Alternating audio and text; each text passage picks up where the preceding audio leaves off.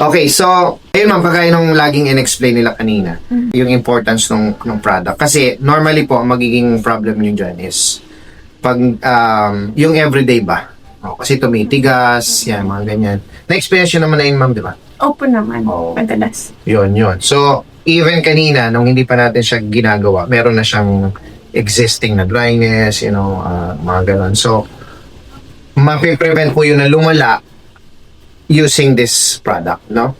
But, ito naman po, para sa rooting. Kung gusto nyo bawa sa bahay, gusto nyo mag-roots, ito po yung pwede. No? Ito yung exactly na nilagay namin sa roots niya. Yun lang naman po. So, lahat naman ng ano niyan, parang what they call this, yung paano gamitin, kailan ibababad, bla bla bla. Nasa likod naman siya. So, madali lang siyang maintindihan. So, na-explain naman sa akin. Yun yung importante. Oo. Ako naman ay, mabilis lang na paliwanag. Thank you po. Thank you din po. Salamat! Thank you.